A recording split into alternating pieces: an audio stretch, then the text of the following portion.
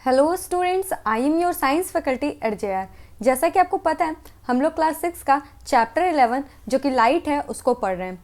ये जो हमारा लाइट है ये बहुत ही ज़्यादा इंपॉर्टेंट टॉपिक है, क्योंकि अभी तक आप लोगों ने या तो बायोलॉजी के क्वेश्चंस देखे होंगे, मतलब चैप्टर्स देखे होंगे, या तो फिर फिज़िक्स के, मतलब फिज़िक्स के अभी तक एक ही, और उसके अलावा केमिस्ट्री के। लेकिन ये लाइट बिल्कुल अलग तरह का ही टॉपिक है। इसमें आपको बहुत सारे कॉन्सेप्ट मिलेंगे, जिसमें कि आपको थोड़ा बहुत केमिस्ट्री का भी पढ़ना होगा, मतलब केमिस्ट्री का थोड़ा बहुत पार्ट्स पढ़ना होगा। सो ये चैप्टर आपको वैसे तो काफ़ी मज़ा आने वाला है, और मैं ये चैप्टर को काफ़ी अच्छे से आपको एक्सप्लेन करने की कोशिश करूँगी। नाउ ये हमारा टॉपिक्स है। मैं पहले आपको क्या लाइट क्या होता है उसके बारे में बताऊंगी, then luminous object, non luminous object, transparent, opaque and translucent object, ये सारे क्या होते हैं मैं आपको ये जब चैप्टर आगे प्रोसीड करेगा तब आपको अच्छे से समझाऊंगी। Then characteristics of light, light के क्या क्या कैरेक्टरिस्टिक्स हैं उसके बारे में हम लोग पढ़ेंगे। Then shadows and its properties, मतलब कि जो हमारा शैडो होता है वो कैसा होता है, क्या होता है, कैसे बनता है, एंड देन उसका क्या प्रॉपर्टीज़ है, वो सब कुछ पढ़ेंगे।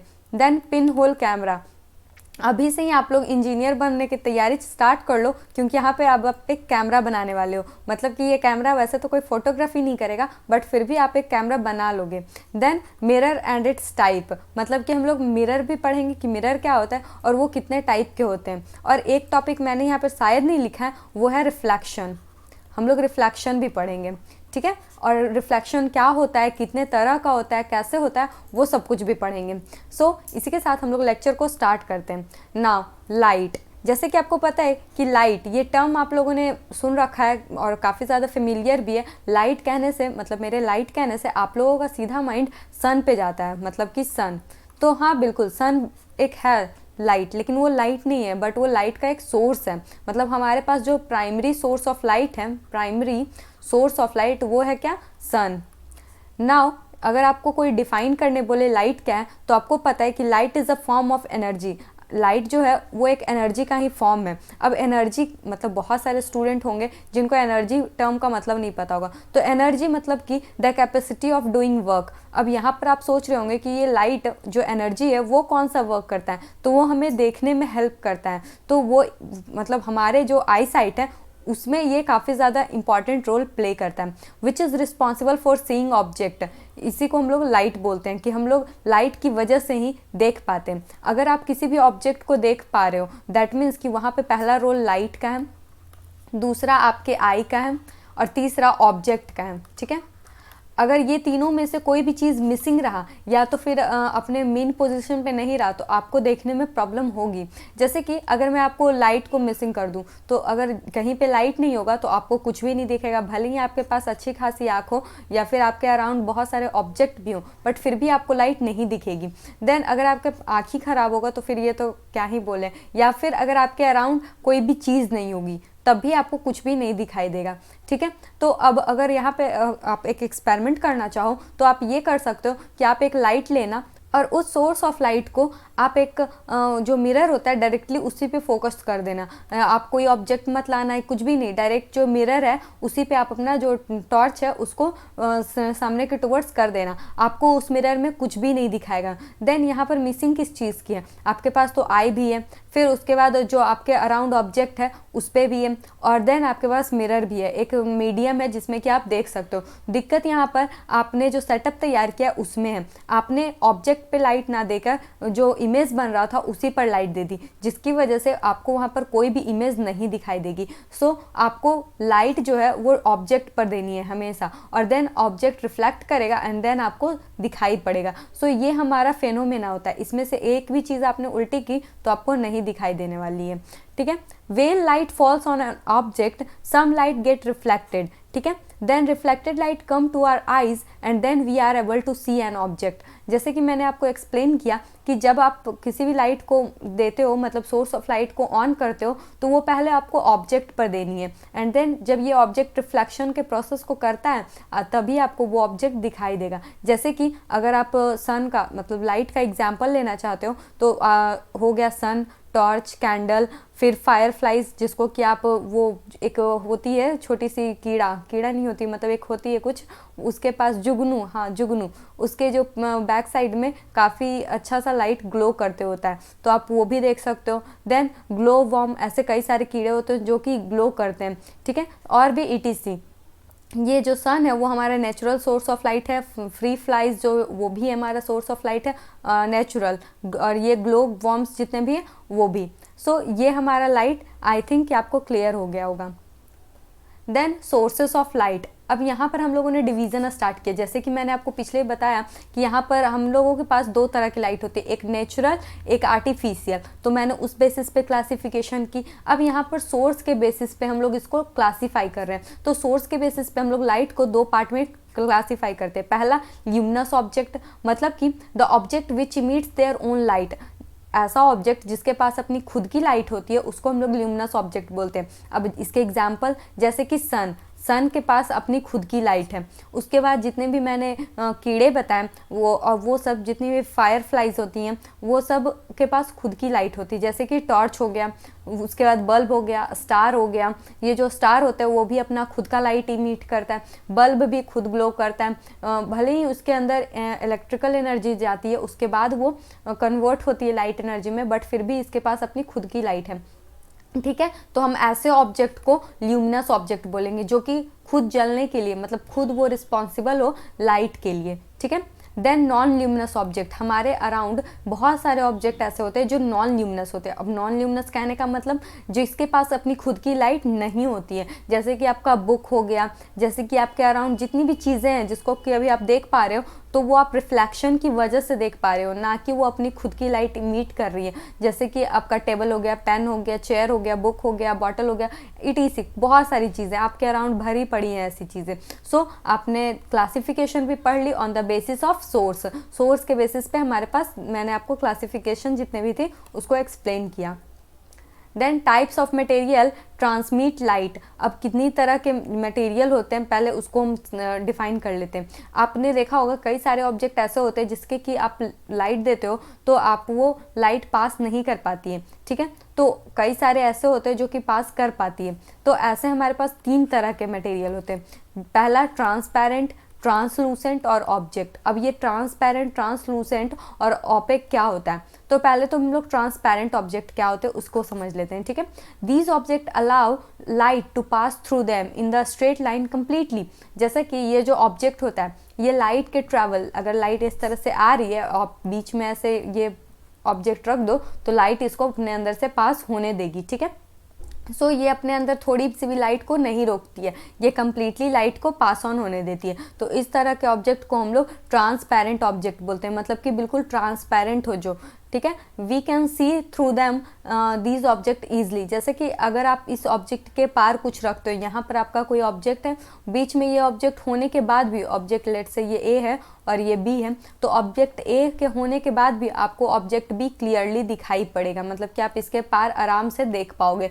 तो आप ऐसे ऑब्जेक्ट को कह सकते हो कि ये बिल्कुल ट्रांसपेरेंट है, जैसे कि जो ग्लास होते हैं, शीशा भी तो ट्रांसपेरेंट होता है। देन एयर भी ट्रांसपेरेंट होता है, वाटर भी बिल्कुल ट्रांसपेरेंट होता है।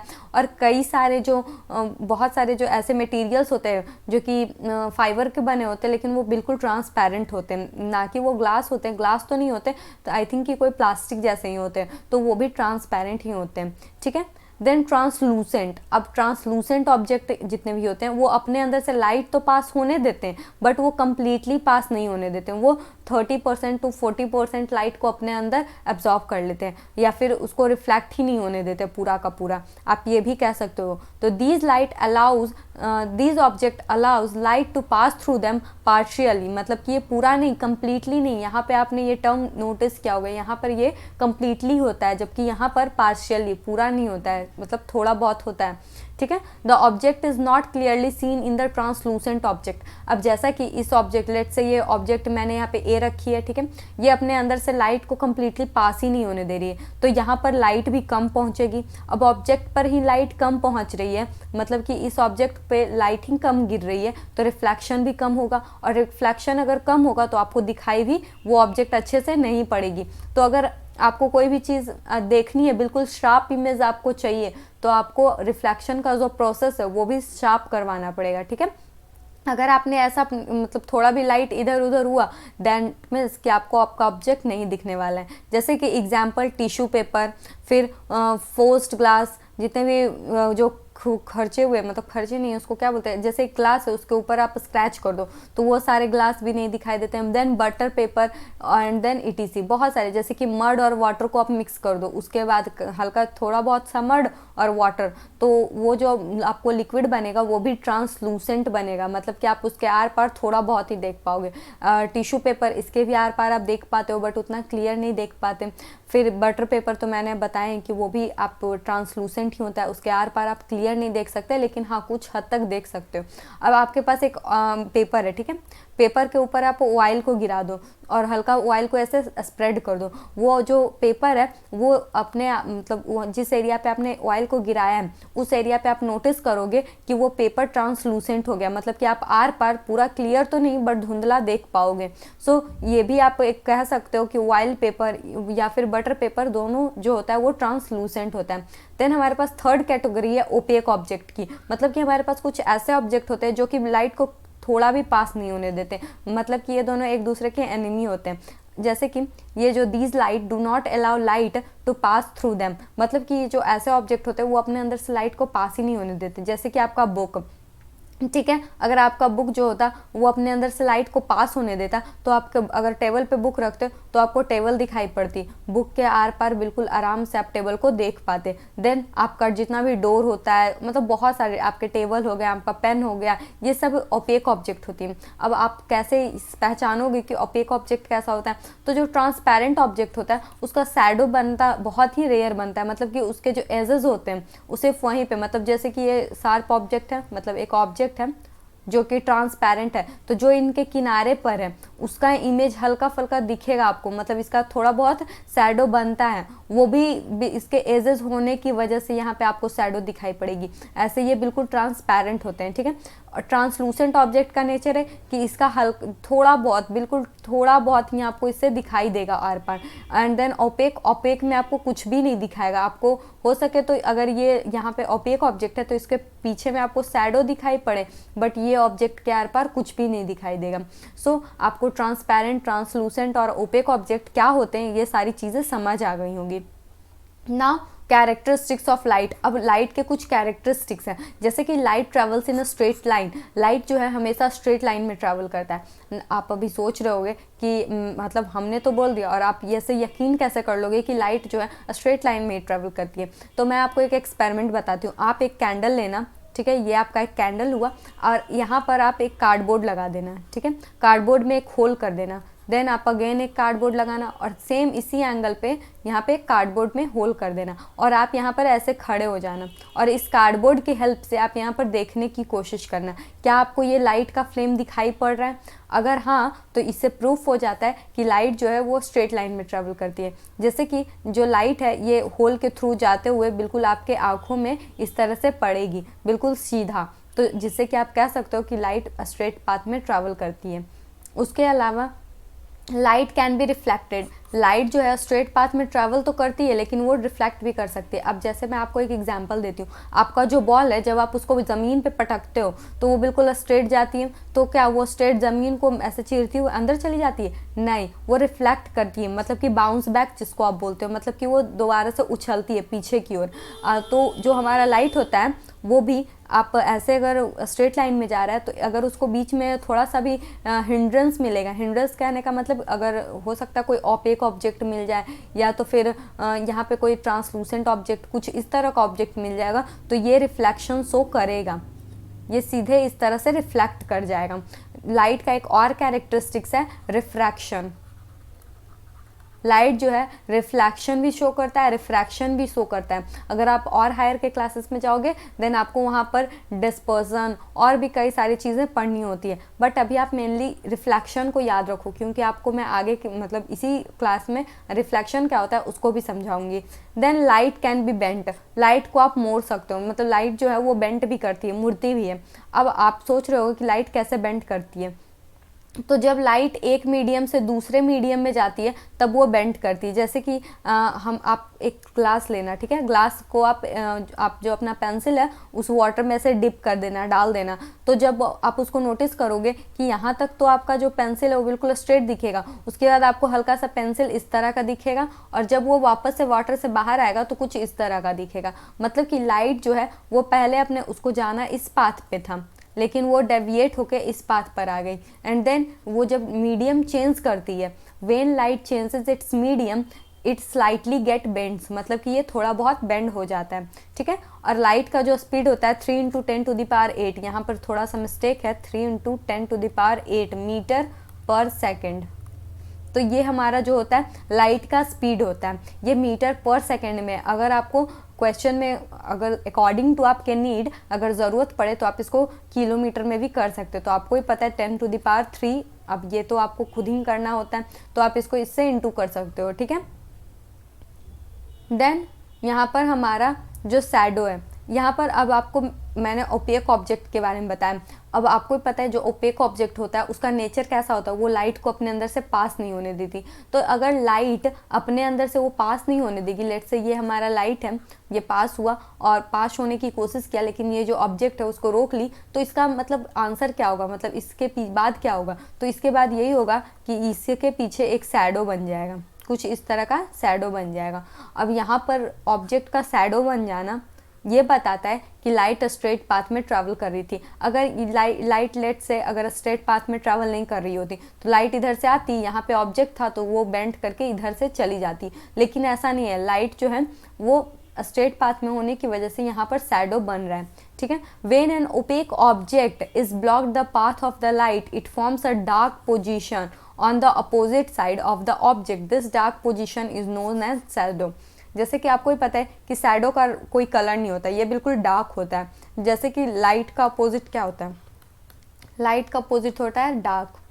तो जो हमारा शैडो है वो किस नेचर का होता है, डार्क नेचर का। जहाँ पे लाइट का प्रेजेंस नहीं होता उसी को हम लोग शैडो बोलते हैं। तो आप अगर दूसरा एग्जाम्पल मतलब दूसरा डेफिनेशन बोलना चाहो तो absence of light is known as dark, आप इस तरह से भी डिफाइन कर सकते हो। और डार्क क्या होता है, डार्क जनरली शैडो जो है वो डार्क होता है। अब कई सारे आप लोगों ने म्यूज़ियम गए होंगे, म्यूज़ियम या फिर साइंस लैब, वहाँ पर शैडो के कलर को भी थोड़ा बहुत वहाँ पे सर्टेन सेटअप किए जाते हैं, मतलब कि ऐसा सेटअप तैयार किया जाता है और वहाँ पे आपके शैडो को कलरफुल किया जाता है। तो वो एक प्रोसेस के थ्रू होता है। मैं वो आपको कभी और बताऊँगी या फिर जब मैं स्पेशल क्लास लूँगी तब आपको बताऊँगी कि आप शैडो के कलर में कैसे चेंजेस ला सकते हो, ठीक है। द प्रॉपर्टीज़ ऑफ शैडो, अब प्रॉपर्टीज़ भी होती हैं शैडो की। जैसे कि आपको ही पता है लाइट की कुछ प्रॉपर्टी है, तो लाइट के ना होने की वजह से जो डार्क फॉर्म हुआ है उसकी भी कोई प्रॉपर्टी होगी। The object must be opaque और ट्रांसलूसेंट, अब शैडो बनने के लिए ऑब्जेक्ट को या तो ओपेक होना पड़ेगा या तो फिर ट्रांसलूसेंट, मतलब कि किसी भी तरह से बस लाइट को रोक देना है तभी ये शैडो फॉर्म होगा। Transparent object do not make shadow, ठीक है। मैंने आपको पहले ही बताया कि जितने भी ट्रांसपेरेंट ऑब्जेक्ट होते हैं, जैसे कि आपने एयर को देखा है, एयर का कोई शैडो होता है नहीं, एयर का कोई भी शैडो नहीं होता क्योंकि ये बिल्कुल ट्रांसपेरेंट होता है। तो ऐसे ऑब्जेक्ट जिसका कि जो कि बिल्कुल ट्रांसपेरेंट है उसका शैडो पॉसिबल नहीं है। It is dark in colour, ये जो शैडो होता है वो उसका कलर होता है बिल्कुल डार्क, मतलब ब्लैक, ठीक है। It is formed opposite to the source of the light, अब जिधर सोर्स ऑफ लाइट होगा, लेट से अगर यहाँ पर सोर्स ऑफ लाइट है तो हमारा जो शैडो है वो बिल्कुल इसके अपोजिट इस साइड बनेगा। ऐसा नहीं कि अब यहीं पे शैडो बन जाए, ये जब बनेगा तो इसके अपोजिट साइड बनेगा, ठीक है। It gives the information about the shape of the object, अब ऐसा आपने देखा हो कि आपका जो शैडो बनता है वो बिल्कुल एक ह्यूमन के शैडो के जैसा बनता है। अब ऐसा तो नहीं है कि एक ह्यूमन खड़ा है उसका शैडो कोई एनिमल के जैसा बन जाए, कोई जानवर, कुत्ता बिलाई कुछ इस तरह का, तो ऐसा नहीं होता। ना कोई डॉग बनता है ना कोई कैट बनता है, जब बनेगा तो एक ह्यूमन का ही बनेगा। तो आप उस शैडो को देख कर ये बता सकते हो कि वहाँ पर कोई इंसान था, मतलब आपको एक ऑब्जेक्ट के शेप और कैसे मतलब किस तरह का उसका शेप है उसका आइडिया मिल जाता है, ठीक है। जबकि जो साइज होता है, size of the shadow can be increase और decrease by the change in the distance between the object and the screen, मतलब कि जितना भी हमारा जो सोर्स होता है, ठीक है, ये लेट से हमारा सोर्स है, ये अगर बहुत ज़्यादा नज़दीक होगा तो इस जो ऑब्जेक्ट है उसका जो शैडो है वो काफ़ी ज़्यादा बड़ा बनेगा। ये ऑब्जेक्ट लेट से ये जो सोर्स है वो काफ़ी पीछे हो गया तो ये जो हमारा शैडो है उस पर भी इफेक्ट पड़ेगा। मतलब कि आप इससे ये तो बता लोगे कि शेप क्या है,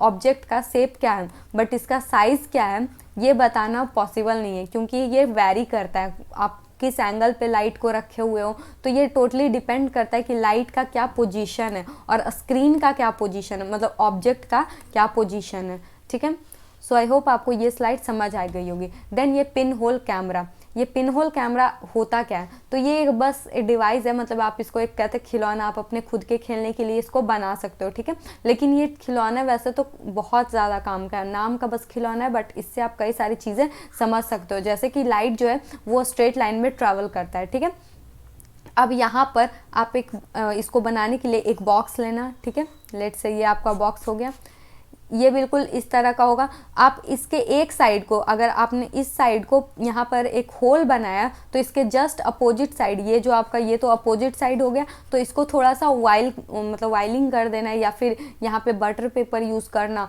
कुछ इस तरह का ऑब्जेक्ट आप यहाँ पे जनरली वाइलिंग ही कर देना, मतलब कि यहाँ पर वाइल लगा देना। ठीक है, एक पेपर लगाना, यहाँ पे एक वाइल लगा देना, मतलब एक नहीं थोड़ा सा वाइल लगा देना, और यहाँ पर जो भी ऑब्जेक्ट होगा उसका आप इमेज यहाँ पे देखोगे कि फॉर्म हो रहा है। ठीक है, तो आपने एक पिन होल कैमरा बना लिया। अब पिन होल कहने का मतलब यहाँ पर जो होल है वो बिल्कुल पॉइंट साइज होता है, बहुत छोटा, और ये आपने एक कलरफुल इमेज बना लिया, मतलब एक स्क्रीन पे कलरफुल इमेज बना लिया एक ऑब्जेक्ट के, इसी की वजह से हम लोग इसको कैमरा कहते हैं। ठीक है, अब यहाँ पर आप सोच रहे होंगे कि हम लोग को पता कैसे चलेगा, तो आप एक काम करना, यहाँ पर एक फ्लेम जला लेना। ठीक है, लेट से ये हमारा फ्लेम हुआ, कुछ इस तरह का हमारा फ्लेम हुआ। जब आप इस स्क्रीन से देखोगे इस साइड तो आपको ये फ्लेम उल्टा नज़र आएगा। ठीक है, तो अभी आपको ये समझ नहीं आ रहा होगा कि ये उल्टा कैसे हुआ, बट आपको यहाँ पे ये फ्लेम दिखाई ज़रूर देगा। तो ये फिज़िक्स का एक बहुत अच्छा सा फेनोमेना है कि मतलब यहाँ पर तो आपने लाइट से, मतलब यहाँ पर जो फ्लेम आपने जलाया वो तो बिल्कुल सीधा है, जबकि आपने जो इमेज बनाया है वो उल्टा है। तो कैमरा में भी यही होता है, हमारे माइंड में, मतलब हमारे जो रेटिना है, रेटिना पे भी जो इमेज बनती है वो भी इन्वर्ट बनती है, मतलब उल्टी बनती है। हमारा जो माइंड है उसको डिकोड करता है, वो समझ जाता है कि ऑब्जेक्ट किस तरह का है। तो यहाँ पर जो ऑब्जेक्ट है वो बिल्कुल रियल बन रहा है। यहाँ पे लेट से ये हमारा ऑब्जेक्ट है। ठीक है, ऑब्जेक्ट नहीं है, ऑब्जेक्ट से लाइट पास हो रही है, और ये रहा हमारा ऑब्जेक्ट। तो ऑब्जेक्ट का जो साइज़ है वो इस तरह का होगा, मतलब कि उल्टा, मतलब जो ये वाला पोजीशन है बी, यहाँ पे मैं बी लिख देती हूँ, यहाँ पे ए, तो जो हमारा बी पोजीशन है वो यहाँ होगा, जो हमारा ए पोजीशन है वो यहाँ होगा। तो कुछ हमारा इस तरह का पिन होल होता है। आप एक बार घर पे इसको ज़रूर करके देखना। ठीक है, अब हम इसको प्रॉपर्टीज़ को पढ़ लेते हैं। Properties of the image formed by a pin hole camera. ठीक है, image formed by a pin hole camera is coloured. अब आपने देखा होगा कि बहुत सारे स्टूडेंट तो इसको इस तरह से भी बोल देंगे कि ये एक शैडो बना है, बट ऐसा नहीं है। शैडो बनता है लाइट के ब्लॉक हो जाने से, जबकि यहाँ पर लाइट के मीट करने से आपने एक ऑब्जेक्ट को बनाया। तो जब इमेज को बनाया, तो जब ये लाइट के मीट से बन रही है, मतलब कि लाइट रिफ्लेक्शन के बाद यहाँ पर जो बना रहा है इमेज उससे बन रही है, तो ये तो बिल्कुल एक इमेज बनेगी। ठीक है, और वो इमेज का नेचर कैसा होगा, वो इमेज कलरफुल होगा। मतलब कि अगर ये फ्लेम का कलर ब्लू है तो ये फ्लेम जो यहाँ पर आपको उल्टी दिखेगी वो भी आपको ब्लू दिखाई देगी। अगर यहाँ पर फ्लेम का कलर येलो है तो यहाँ पर आपको येलो ही दिखाई पड़ेगी। ठीक है, तो यही इसका मतलब हुआ कि जो फ्लेम का कलर होगा, सॉरी फ्लेम का नहीं, जो ऑब्जेक्ट का। आप यहाँ पर फ्लेम मैंने इसलिए बताया क्योंकि आपको यहाँ पर देखने में आसानी होगी, जबकि ऐसा नहीं कि सिर्फ इस फ्लेम का ही इमेज बनेगा। आप यहाँ पे कोई ट्री रख दो या आप खुद भी यहाँ खड़े हो जाओ, आपका एक इमेज यहाँ पर बन जाएगा। ठीक है, the image formed by pin hole camera is inverted. मैंने बताया ही कि जो इमेज फॉर्म होता है वो उल्टा बनता है, इन्वर्ट बनता है। इन्वर्टेड मतलब उल्टा बनना, तो ये ऑब्जेक्ट का इमेज जो है वो उल्टी बनती है। The image formed by the pin hole camera is smaller in size. तो ये जो हमारा स्क्रीन है, आपको ही पता है ऑब्जेक्ट तो काफ़ी बड़ा भी हो सकता है, कितना भी बड़ा हो सकता है। तो कैमरा में आपको ही पता है ये इमेज जो है वो छोटी ही बनेगी क्योंकि स्क्रीन भी छोटा है। तो यहाँ पर जो ये फ्लेम है उसका जो साइज़ है वो जनरली छोटा ही बनेगा। ठीक है, आप ये सब सारी चीज़ें नोटिस करोगे जब आप ये एक्सपेरिमेंट खुद से करोगे। आपको सिंपल एक कार्डबोर्ड लेना है, उसके एक साइड पे होल करना है, दूसरे साइड पे जो उसका लेयर होगा उसको हटा के वहाँ पर एक पेपर लगाना है और पेपर पे थोड़ा सा वाइलिंग करना है। ठीक है, बस इतना ही काम है। और एक साइड आपको बस या तो लाइटर या फिर कुछ भी आप जला लो, उसके बाद आप दूसरे तरफ देखोगे तो वो जो फ्लेम है वो उल्टी दिखाई पड़ेगी। नाउ यहाँ पर अब रेक्टिलिनियर प्रोपगेशन ऑफ लाइट। अब यहाँ पर पहले तो रेक्टिलिनियर वर्ड बहुत भयंकर, उसके बाद प्रोपगेशन ये भी काफ़ी भयंकर, देन लाइट। लाइट तो खैर इजी है, अब आप लाइट के टर्म को अच्छी तरह से समझ गए होंगे। पहला, मैंने जो आपको इसके पहले के क्लासेस में बताए थे कि रेक्टिलिनियर क्या होता है। कोई भी बॉडी, कोई भी ऑब्जेक्ट या कोई भी बॉडी अगर स्ट्रेट पाथ पे ट्रैवल कर रही हो तो उसको हम लोग रेक्टिलिनियर बोलते हैं। मतलब कि हमारा जो लाइट है वो भी रेक्टिलिनियर मोशन ही शो करता है। तो लाइट का मोशन कैसा है, आप रेक्टिलिनियर मोशन का अगर एग्जाम्पल लिखना चाहते हो तो आप लाइट भी लिख सकते हो, क्योंकि लाइट जो है वो रेक्टिलिनियर मोशन ही करती है। ठीक है, light travels in a straight line are called rectilinear propagation of light. अब यहाँ पे प्रोपगेशन मतलब ट्रैवल करना, या तो आप ट्रैवल कर लो बोल दो, या तो फिर लाइट प्रोपगेट कर रही है, मतलब एक पोजीशन से दूसरे पोजीशन पे जा रही है। और किस मोशन में, तो रेक्टिलिनियर मोशन में। सो आई होप आपको ये अच्छे से समझ आ गई होगी। देन यहाँ पर मैंने आपको कुछ टर्म लिखे हैं, रे of light and beam of light. It is the path along which the light travels in a given direction. जैसे कि आपको पता है रे ऑफ लाइट, हम लोग अगर बोले तो रे मतलब आपके माइंड में कुछ इस तरह का आएगा, लेकिन ऐसा नहीं है, ज़रूरी नहीं कि ये इसी तरह का है, बट ये जो आपने बनाया ये बिल्कुल एग्जैक्टली सही है। रे कहने का मतलब जो होता है वो एक डायरेक्शन, ये जो हमारा एरो है वो डायरेक्शन शो कर रहा है, मतलब कि ये इस तरह, लेट से ये डायरेक्शन हमारा कुछ भी है तो ये हमारा डायरेक्शन हुआ इस रे का। And then beam of light हम लोग ऐसा नहीं कि ये जो रे है एक ही, मतलब जो सन होता है वहाँ से बस एक ही रे आती है, वहाँ से तो कई सारी रे आती हैं, सभी इसी तरह से फ्लो कर रही हैं, सभी इसी तरह से प्रोपगेट कर रही हैं। अब सब एक ही तरह प्रोपगेट कर रही हैं तो इसको हम लोग बीम ऑफ लाइट बोल सकते हैं। तो बीम ऑफ लाइट क्या होता है, बंच ऑफ रे of light travel in a given direction, मतलब एक डायरेक्शन में बहुत सारी लाइट जब ट्रेवल करती है उसी को हम लोग बंच ऑफ लाइट बोलते हैं या फिर बीम ऑफ लाइट बोलते हैं। बीम ऑफ लाइट जो होता है वो 3 तरह से डिवाइड होता है। ठीक है, यहाँ पर मैंने इसको टाइप नहीं किया बट मैं इसको बता देती हूँ। पहला जो बीम ऑफ लाइट होता है वो पैरेलल होता है, मतलब कि पैरेलल बीम ऑफ लाइट, जो हमारे सन से जो लाइट आती है वो पैरेलल बीम ऑफ लाइट है। ठीक है, दूसरा होता है जो डाइवर्जेंट बीम ऑफ लाइट होता है। ठीक है, तो मतलब किसी एक पॉइंट से वो डाइवर्ज कर रही होती है। तो जो हमारा जो लाइट होता है, मतलब लाइट है जो टॉर्च का जो लाइट होता है वो एक यहाँ पे बल्ब लगा होता है, बल्ब नहीं बॉल जो होता है बल्ब, और बल्ब से ये लाइट बाहर इमिट करती होती है, मतलब कि एक पॉइंट से लाइट बाहर इंक्रीज हो रही है, इंक्रीज नहीं डाइवर्ज हो रही है, तो इसको हम लोग बोल सकते हैं डाइवर्जेंट रे ऑफ लाइट। यहाँ पे मैं लिख देती हूँ parallel ray of light, then divergent ray of light, and एक होता है हमारा कन्वर्जेंट रे ऑफ लाइट, मतलब कि कई सारी जो रे होती हैं वो एक ही पॉइंट पे आके मीट करे। लेट से ये हमारा पॉइंट है और ये सारी हमारी रेज आके इसी पॉइंट पे मीट करे तो उसको हम लोग कन्वर्जेंट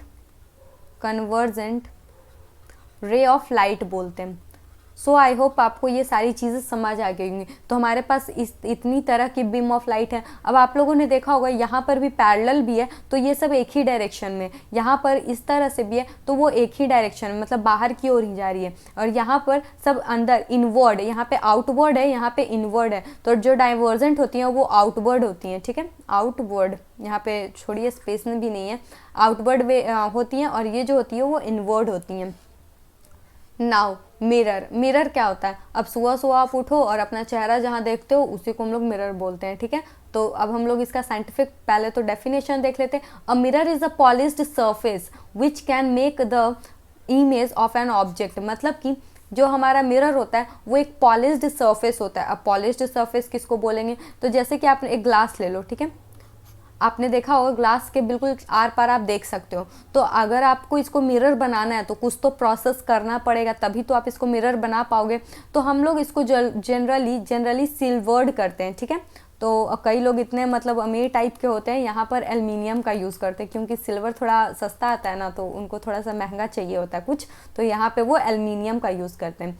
सो यहाँ पर हम लोग ये जो सिल्वर किया है, मतलब कि जो आपका ग्लास था वो एक साइड से आपने सिल्वर्ड कर दिया, उसी को हम लोग या तो सिल्वर्ड बोलते हैं, या तो फिर इसी को हम लोग पॉलिशिंग भी बोलते हैं, या फिर पॉलिश्ड ग्लास भी बोलते हैं, ठीक है। तो ये जो हमारा सिल्वर्ड ग्लास होता है या फिर पॉलिश्ड ग्लास होता है, इसको हम लोग करते कैसे, तो हम लोग मिरर के एक तरफ, मतलब कि ग्लास के एक तरफ सिल्वर का पानी चढ़ा देते हैं, या तो फिर इसी को, अब सिल्वर का पानी आपको ही पता है सिल्वर काफ़ी महंगा होता है, तो यहाँ पर हम लोग इसके पानी कैसे चढ़ाएंगे, तो कई लोग इसको एल्युमिनियम में भी यूज़ कर लेते हैं, मतलब कि आप इसको एल्युमिनियम से रिप्लेस कर सकते हो।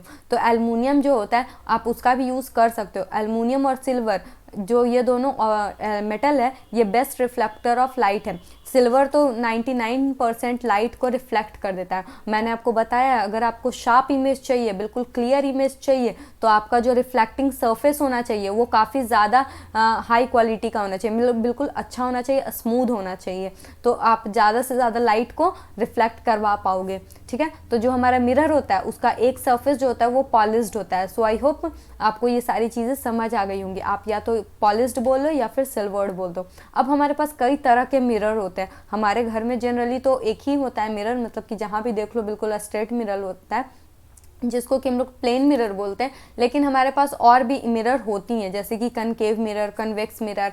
नाउ अब हम लोग पहले प्लेन मिरर होता क्या उसको पढ़ लेते हैं। Image formed by plane mirror is same in size. अब आपके पास एक मिरर है, ठीक है, वो बिल्कुल आपका बुक जिस तरह का होता है उसी तरह का है बिल्कुल ही मिरर, कोई भी इसके साइज शेप में कोई चेंजेस नहीं आया। साइज तो नहीं कह सकते क्योंकि साइज तो कोई भी डिफर कर सकता है, हो सकता है आपके पास इतना छोटा मिरर हो सकता है आपके पास बड़ा मिरर हो। तो प्लेन मिरर होता है बिल्कुल, कहते हैं बिल्कुल फ्लैट जिसको बोलते हैं, जिसका सरफेस बिल्कुल फ्लैट होता है, उसको हम लोग प्लेन मिरर बोलते हैं, ठीक है। और इसमें जो इमेज बनती है वो बिल्कुल सेम साइज की बनती है, जितना बड़ा ऑब्जेक्ट है उतना बड़ा इमेज बनेगा, ठीक है।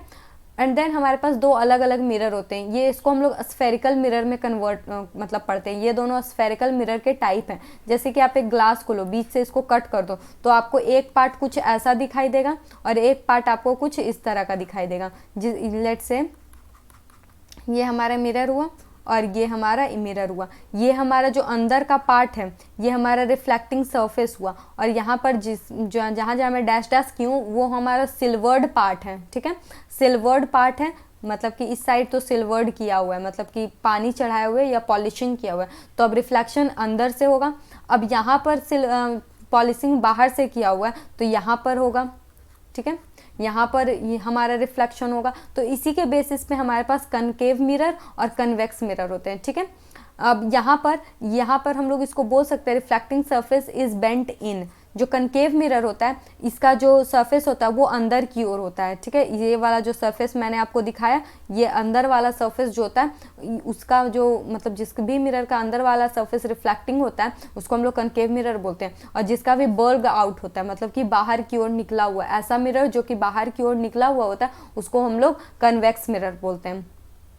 नाउ हम लोग टॉपिक के बिल्कुल एंड में आ चुके हैं। अब रिफ्लेक्शन क्या होता है। When the light falls on a mirror, आपको ही पता है जैसे कि लाइट मिरर पे पड़ती है, लाइट वेव में change their direction upon the striking surface, phenomena is called reflection. जैसे कि मैं आपको एक सरफेस लेती हूँ, यहाँ पर तो मिरर ही बोल दिया, बट ऐसा नहीं कि सिर्फ मिरर में ही आप ये चीज़ देख सकते हो। लेकिन हाँ, अगर आप एक्सपेरिमेंट करना चाहते हो तो ये एक्सपेरिमेंट कर सकते हो। आप एक मिरर लेना, ठीक है, ये मिरर काफ़ी क्लीन होना चाहिए और काफ़ी अच्छा रिफ्लेक्टर भी होना चाहिए। आप एक बीम ऑफ लाइट को लेना, बीम ऑफ लाइट आप रेजर लाइट जो होता है जो कि एक बिल्कुल पतली सी बीम होती है उसमें, उसको लेना। आप अगर इस तरह से उसको मिरर पे करोगे तो ये इस तरह से रिफ्लेक्ट करेगी, ठीक है। तो ये जो रिफ्लेक्शन हुआ उसी को हम लोग रिफ्लेक्शन बोलते हैं। मतलब कि ये जो बाउंस बैक हुआ लाइट का, आप बोल सकते हो the bounce back of light is known as reflection. तो लाइट का जो बाउंस बैक होता है उसी को हम लोग रिफ्लेक्शन बोलते हैं। अब यहाँ पर तो आपने मिरर लिया तो यहाँ पर रिफ्लेक्शन काफ़ी अच्छे से आराम से हो रहा है, मतलब कि जिधर इस तरह से आ रही है इस तरह से लाइट जा रही है। लेकिन हमारे पास रिफ्लेक्शन भी सरफेस के according on the basis of surface जो हमारा रिफ्लेक्शन होता है वो दो तरह का होता है। पहला रेगुलर रिफ्लेक्शन दूसरा इरेगुलर और डिफ्यूज रिफ्लेक्शन, या तो आप इरेगुलर बोल दो या तो फिर आप डिफ्यूज रिफ्लेक्शन बोल दो, ठीक है। तो हमारे पास दो तरह का ये रिफ्लेक्शन हुआ।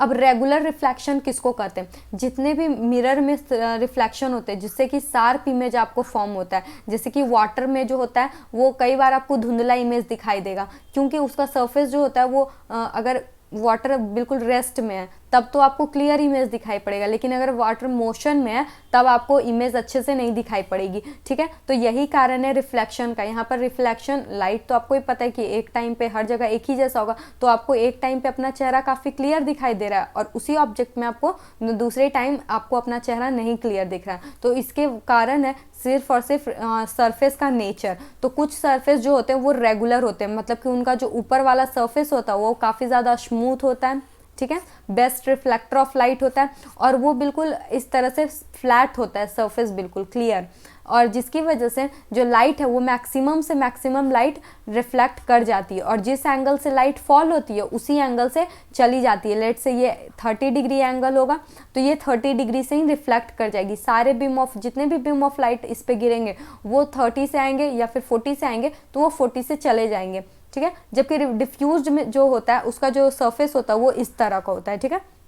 तो रिफ्लेक्शन इधर हुआ इधर चला गया, इधर हुआ इधर हो गया, मतलब कि उसमें कोई फिक्स नहीं होता कि रे किधर आएगी किधर जाएगी, ठीक है। और ये सारा कुछ होता है सरफेस, ये सारा कुछ होता है डिफ्यूज सरफेस की वजह से।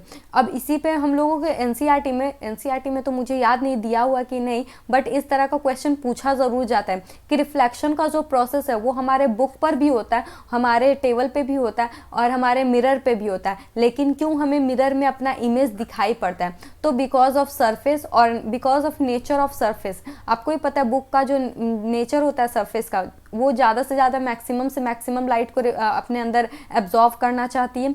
दूसरा कि उसका जो सरफेस होता है वो इरेगुलर होता है। तो यही कुछ वजह है जिसकी वजह से हम लोग का जो इमेज है वो बुक ये सब पे क्लियर नहीं बनता, मतलब बुक ये सब पे नहीं बनता, जबकि यहाँ पर जो ऑब्जेक्ट है, सॉरी जो मिरर है वहाँ पे काफ़ी क्लियर बनता है।